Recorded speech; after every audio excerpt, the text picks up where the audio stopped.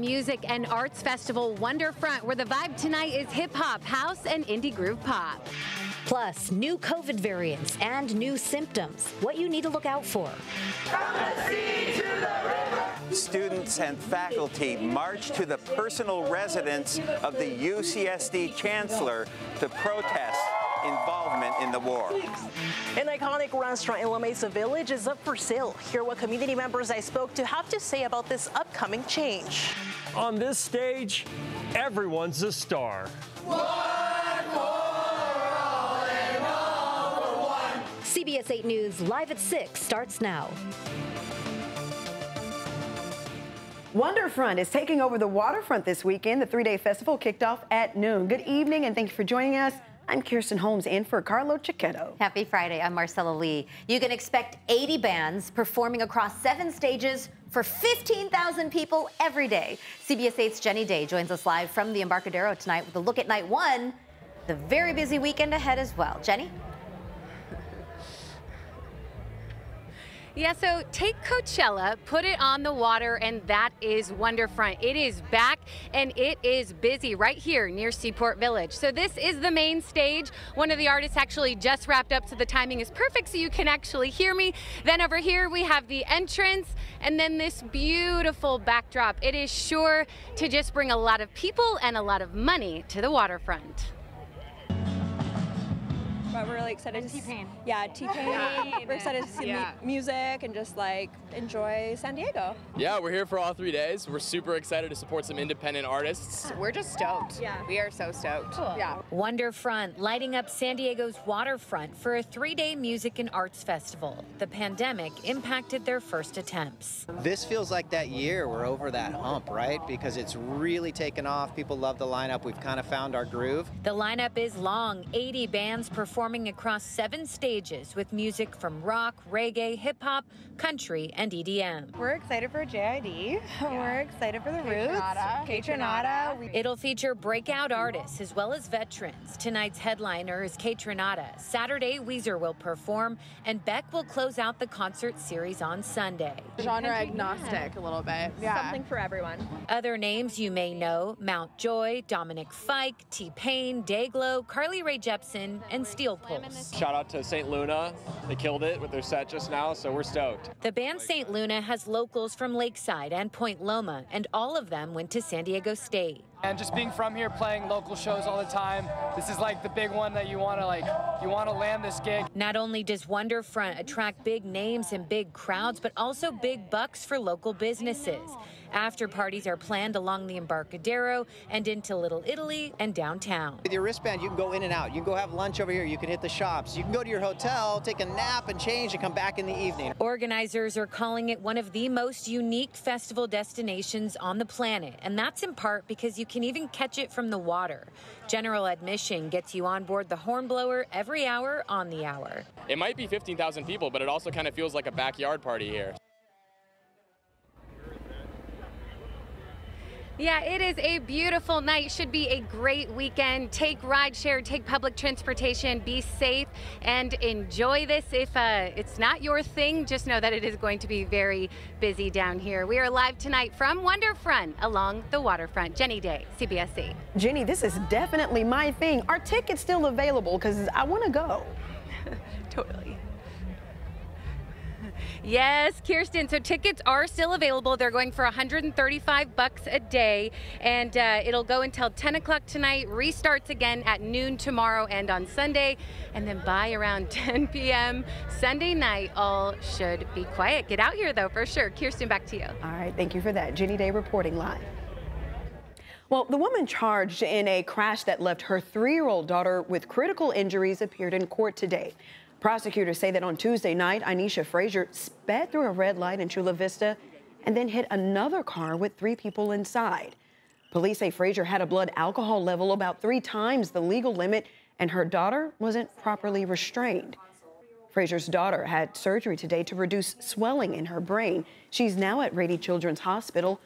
The 3 other people in the other car were also taken to the hospital. Students and faculty marched to the front door of the UC San Diego Chancellor's house today as part of a protest against the war in Gaza. The La Jolla residence is owned by UCSD, As CBS 8's David Gottfredson reports, 2 faculty members arrested Monday on campus were part of that crowd. More than 100 students and faculty members marched from UC San Diego campus Friday to the La Jolla residence of the UCSD chancellor. The multi-million-dollar home is owned by UCSD, and Chancellor Pradeep Khosla pays rent to live there. Some residents along La Jolla Farms Road were not too happy with the crowd. One Israeli-American woman had this to say about the war in Gaza. We need to get those hostages out of there. This war was not started by Israel, it was started by Hamas. If Hamas really cared about the Palestinian people, they wouldn't have done what they have done.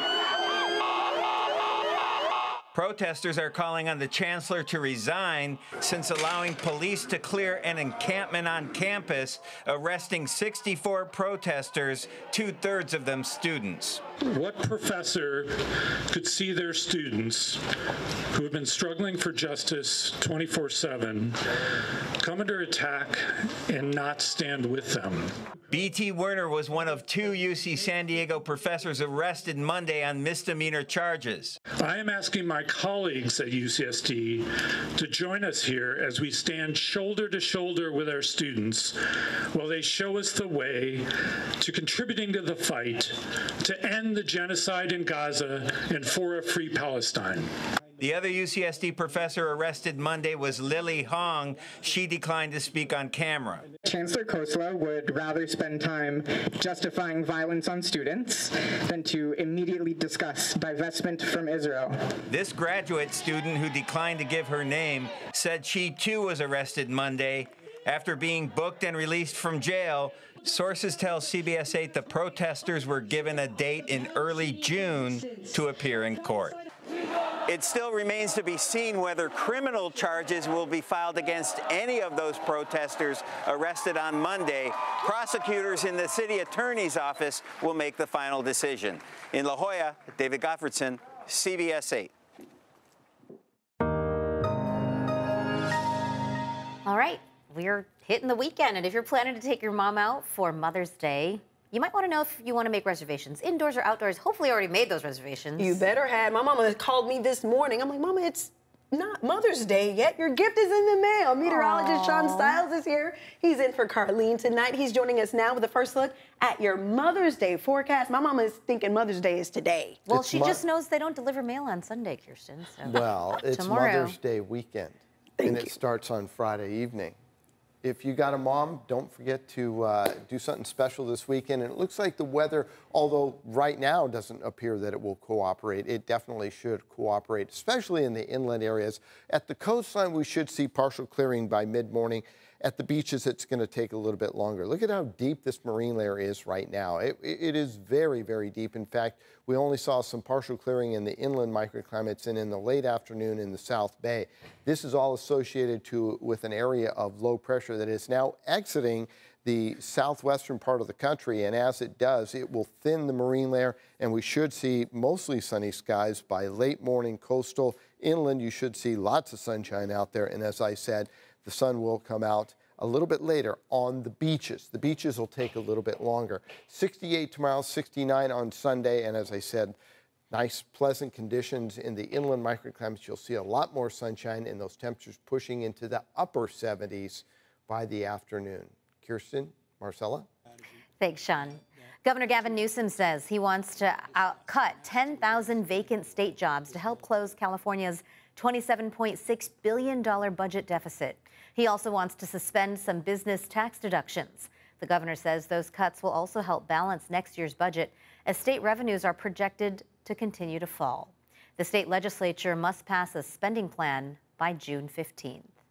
Today, most of the Oceanside Pier has officially reopened.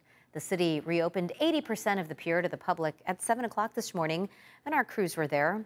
This came 2 weeks after a devastating fire broke out at the end of the pier. However, firefighters worked all day and night and were able to save an estimated 93% of that pier 2 weeks ago. CBS 8 spoke with people who were out on the pier bright and early this morning, including some happy fishermen. Croaker.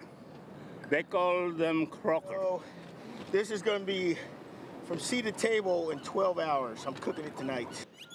Starting tomorrow, the pier will resume its regular open hours of 4 a.m. until 10 p.m.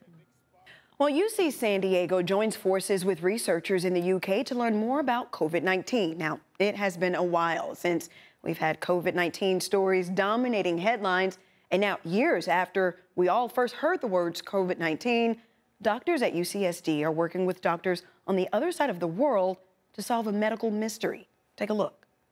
Hey, we're seeing something else, completely different.